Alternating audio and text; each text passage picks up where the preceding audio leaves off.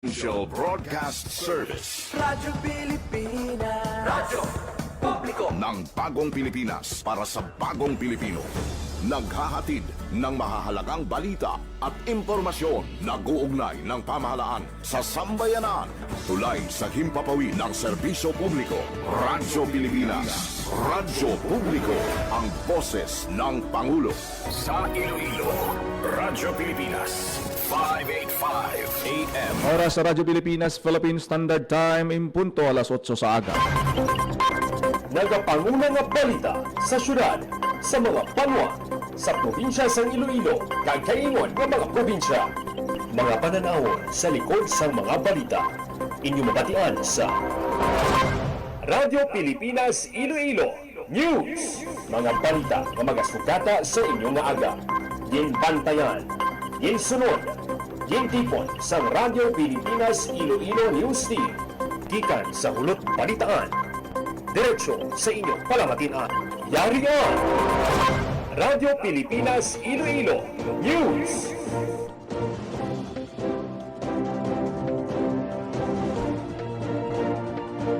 Mayong aga Pilipinas, good morning Western Visayas. Welcome sa Radyo Pilipinas News. Subong adlaw sang Webes, Abril 9, tuig 2026. Ako ang inyo tagbalita kadaga, Janelle Baclay.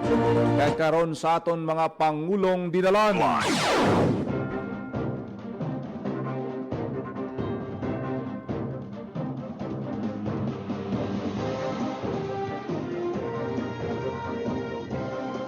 Tagtagana isang cash relief assistance sa masobra 8,000 ka mga tricycle driver sa Iloilo City, Pasig City, Cagroa City, ginsuguda na.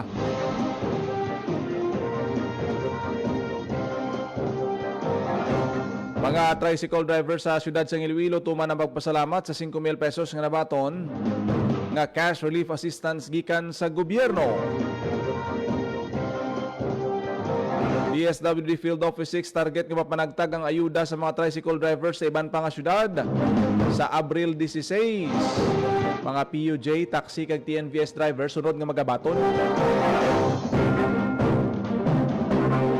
1,300 ka prosecutors nagtambong sa 35th National Convention sang Prosecutors League of the Philippines sa syudad sang Iloilo. Modern bus sa Kabatuan temporaryo naguntat biyahe sa kamahalon sang presyo sang produktong petrolyo. Magpatrolya gamit ang bisikleta, ginahimo sang PRO6 agud makakinot sa Gatong. Kag community kitchen liwat na ginbuksan sa duha ka mga barangay sa Iloilo City. Libre nga pagkaon ginatanyag para sa mga pumuluyo.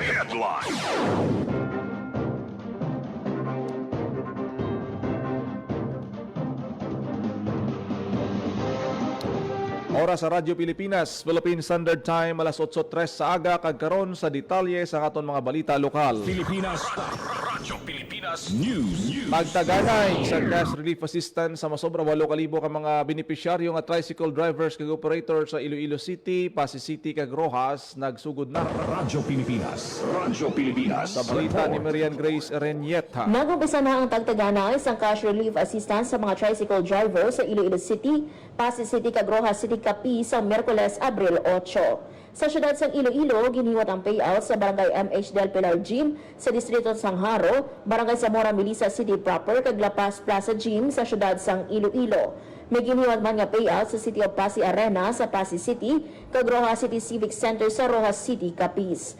Naglabot sa masobra 8,000 ang target nga mahatagan sang CRA kung sa 1,983 sa ila ang gikan sa Iloilo City, 2,600 sa Pasig City, kag 3,867 sa Rojas City. Kada benepisyaryo nakabato sa tig 5,000 pesos sa idalom sang CRA o kon Assistance to Individuals in Crisis Situation o kon AX sang DSWD. Ginpahayag ni DSWD Field Office 6 Regional Director Joselito Estember nga tinutuyo sa paghatag sang assistance nga buligan ang mga tricycle driver nga isa sa mga apektado sa nagapadayon nga pagtaas sang presyo sang petroleum products. Sa mga drivers nga hindi makabaton sa Abril 8 na magahiwat sa mga drivers Sa mga drivers naman nga hindi makabaton sa Abril 8, magahiyos ang special payout ang DSWD6. Ang goal namon 100% maka-claim subong nga adlaw, pero kung any circumstances wala sila diri, schedule namon hanggang April 10 ining payout. Nabatian ang kabahin sang pahayag ni RD Estember. Para sa Bagong Pilipinas, Maran Grace Aranyata, Radyo Pilipinas, Radyo Publiko. Radyo Pilipinas. Radyo Pilipinas News. Mga tricycle drivers sa Iloilo City, tuman ang pagpasalamat sa 5,000 pesos nga cash relief assistance ng ilan na baton gikan sa DSWD. Radyo Pilipinas. Radyo Pilipinas. Nagapanumbalik sa balita si Marian Grace Erenieta. Tuman ang pagpasalamat sa mga tricycle driver gikan sa syudad sang Iloilo matapos makabaton sang 5,000 pesos nga cash relief assistance gikan sa Department of Social Welfare and Development sang Abril 8. Isa sa mga nagpabutyag sang iya kasadya kag pagpasalamat ang 35 anyos nga si Melvin Montero gikan sa Iloilo City proper nga 5 na katuig nga nagapamasada. Pangayag ni Montero sa interview sa Radyo Pilipinas Iloilo nga dako nga bulig para sa iya, ang assistance bangod daw halos wala na siya sa may ginapauli nga kita bangod sa pagtaas ang presyo sang gasolina. Si Montero ang isa lang sa masobra 8,000 nga tricycle drivers gikan sa Iloilo City, Pasay City, Cagroha City ang magabaton sang CRA sang Abril 8. Malaking tulong na po ito para sa aming mga tricycle driver, lalo na ngayong crisis na lalo na makuha yung presyo ng langis. Marami pong salamat.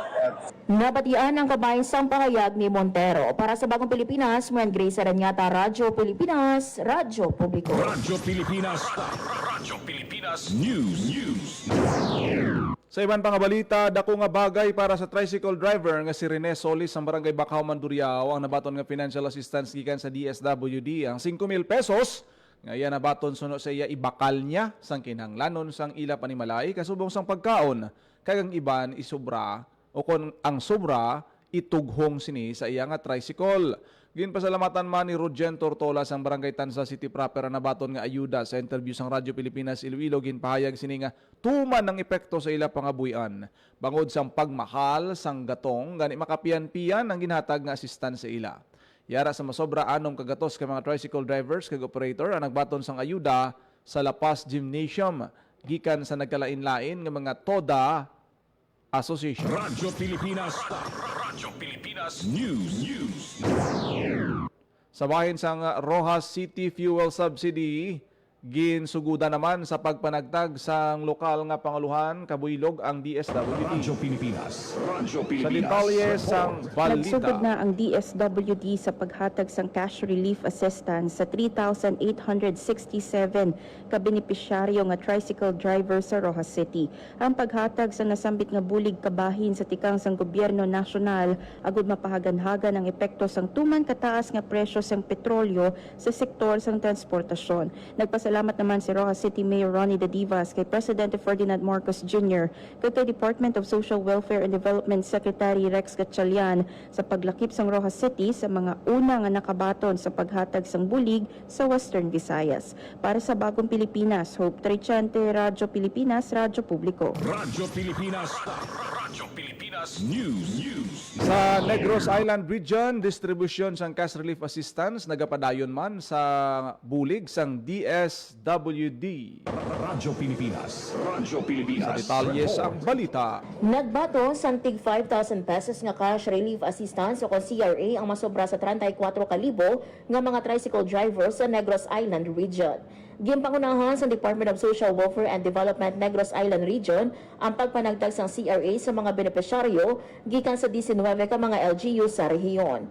Ang pagpanagtag sang assistance kabahin sa tikang sang nasyonal nga gobyerno sa pagpanguna ni Presidente Ferdinand R. Marcos Jr. agad mahagan-hagan ang epekto sang krisis sa sektor sang transportasyon kag mabuligan ang mga drivers nga una nga naapektuhan sa pagsaka sang presyo sang petroleum products. Para sa Bagong Pilipinas, Maran Grace Aranyata, Radyo Pilipinas, Radyo Publiko. Radyo Pilipinas. Radyo Pilipinas News.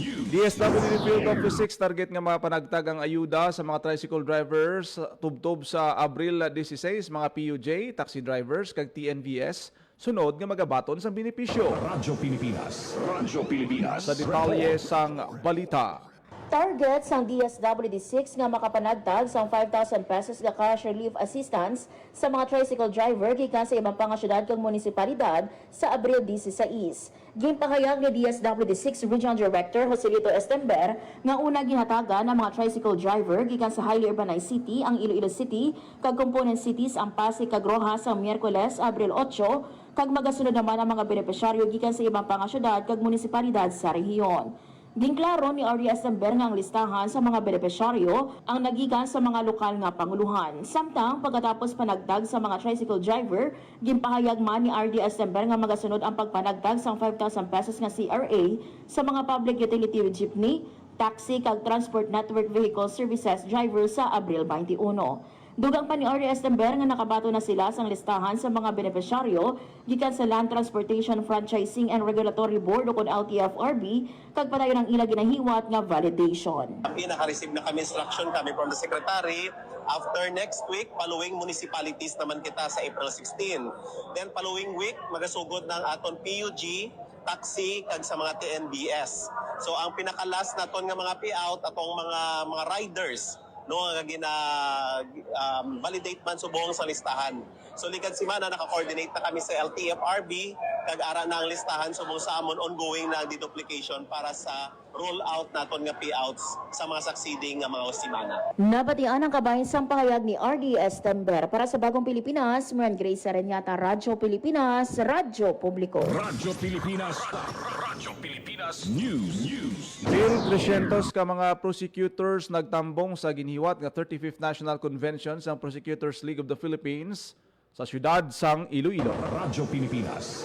Sa detalye sang balita ni Emer Rose Santiagudo. Kapin 1,300 ka prosecutors halin sa Luzon, Visayas kag Mindanao ang nagtambong sa 35th National Convention sang Prosecutors League of the Philippines na ginhiwat sa syudad sang Iloilo sang Abril 5 tubtob Abril 8. Lakip sa mga dinapit sa Department of Justice Secretary Frederick Vida, Prosecutor General Richard Anthony Fadolion kag iban pa nga mga opisyales. Sunod kay Justice Secretary ang nasambit nga convention ang pinakadako sa sulod sang 35 ka tuig nga ginahiwat ang pagtilipon.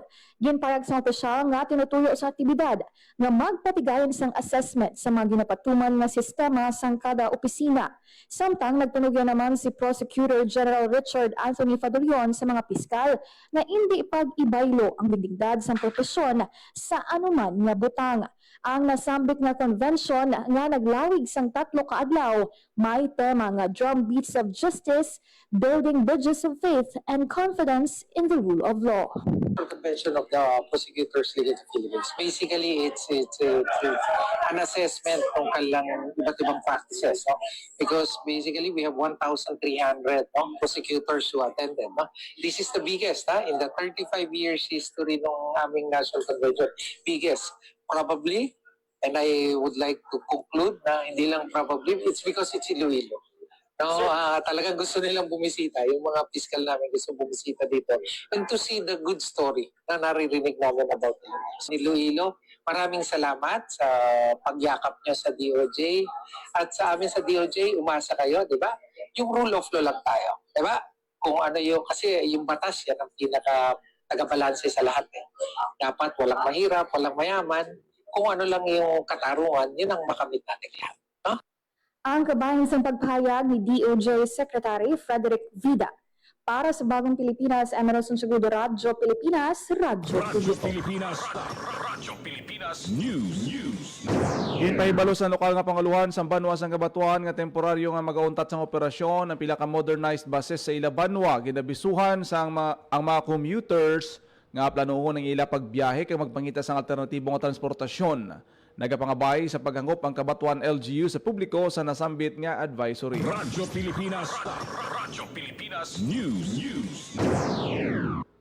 Provincial Health Office nagpaandam sa mga pumuluyo nga likawan ang pagkaon sang aloy. Radyo Pilipinas. Radyo Pilipinas. Sa detalye sa balita ni Marian Grace Areñeta. Nagpanugyan ang Iloilo Provincial Health Office sa publiko nga temporaryo nga likawan anay ang pagbakal kapag konsumo sang aloy o kontulingan samtang padayon pang ang investigasyon sa ginapasun ni scromboid o fish poisoning sa 20 ka individual sa probinsya.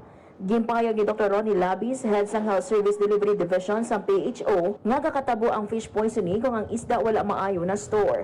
Sa datos sa PHO, may na-record nga 20 ka kasos ang fish poisoning kung sa anom ang gikan sa Pasig City, tig-3 sa Dumangas, Banate, San Enrique kag Balasan, kag tig-1 sa Dueñas kag Mina. Lakip sa mga sintomas amo ang rashes, paglingin sang ulo, sakit sang ulo, palpitations o kung madasig nga pitik sang dughan, pagkatol sang dila o kung baba, pagsuka, sakit sang tiyan o kung nagalupot. Pahayag pa ni Dr. Labis nga kung maka-eksperyensya sa mga sintomas, gilayon nga magpadulong sa mga health center o kung ospital. Dugang panugyan pa niya sa mga manugbaligya nga istor sang maayo ang mga isda, kag siguraduhon nga bastante sa ice. Sa mga manugbakal naman, siguraduhon nga preska ang isda, i-check ang hasang, mata kag ang baho sang isda. Aton gining yung publiko nga likawan lang anay temporaryo nga likawan ang pagbakal kag pagkonsumo sang isda nga kag tulingan kay base nga aton nga mabakal naghalin pa or kaupod sang batch ng isda nga nagkos ang sintomas. Why na properly store. Magambal kita nga properly store pagkadakop sa aton nga manug isda kag kung hindi pa makonsumo dapat ibutang ini sa storage box nga bastante sang ice kag ang temperature dapat below 4 degrees Celsius. So kung hindi ma-properly store ang isda nga aloy, nagataas ang chemical sa isda nga nagakos ang allergy. Nabatian ang kabayan sa pahayag ni Dr. Labis. Para sa Bagong Pilipinas, Maran Grace Aranyata, Radyo Pilipinas, Radyo Publiko. Radyo Pilipinas. Radyo Pilipinas News.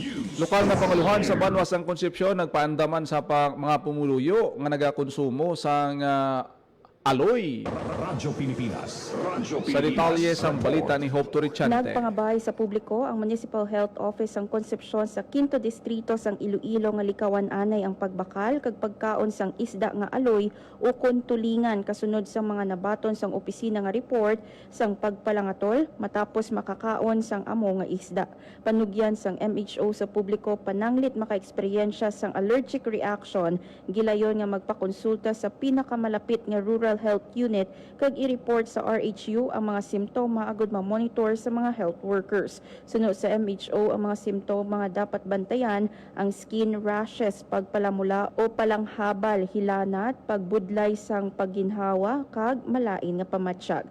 Para sa Bagong Pilipinas, Hope Torrichante, Radyo Pilipinas, Radyo Publiko. Radyo Pilipinas. Radyo Pilipinas News. Para masustener ang police visibility sa tunga sang pagsaka sang presyo sang gatong, ginpabasog pa sang Police Regional Office 6 ang bike patrol operation sa Western Visayas.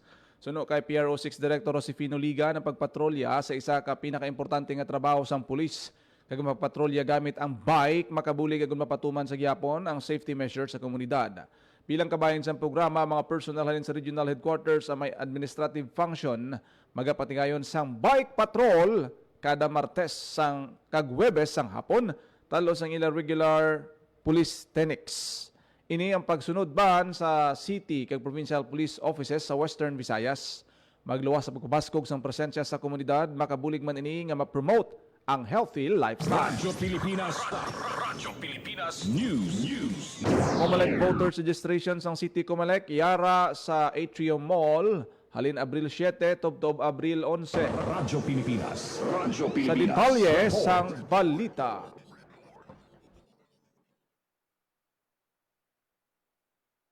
Ayon ang pagpatigayon sang voters registration sang Comelec Iloilo City halin sang Martes Abril 7, voters registration sang Comelec ang ginpahamtang sa Atrium Mall sa city proper kay magalawig tubtob Abril 11 halin alas 8 sa gatubtob alas 5 sa hapon.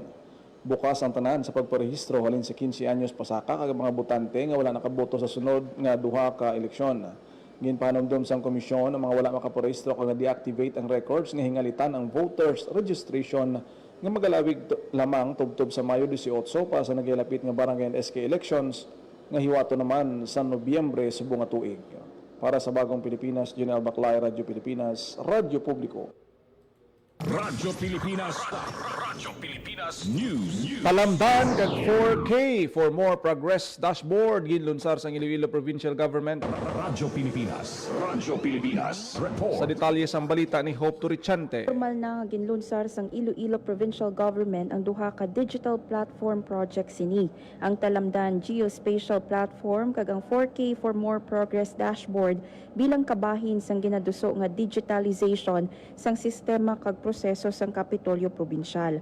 Ginapromote sa mga proyekto ang data-driven governance para mas makaresponde kag mas mangin epektibo ang depensa sang lokal nga panguluhan batok sa mga pagtilaw sa mga komunidad. Suno kay Mr. Carl Brian Grino, hepe sa Provincial Defense Action Center, ang 4K for More Progress Dashboard magahatag sang importante kag makabuluhan nga impormasyon kag datos nga magagiya sa gobernador, mga policy makers kag mga department heads sa pagpasad sa mga polisiya kag mga pagsulundan para sa ikaayo sa mga komunidad sa Iloilo. Lakip sa mga datos nga sarang makita sa dashboard ang mga pamahog sa kaluwasan sa mga pumuluyo, natural kag man-made disasters, kriminalidad, insurhensya, krisis, health security, malnutrition, outbreak, food security, education crisis, rice crisis, kag iban pa.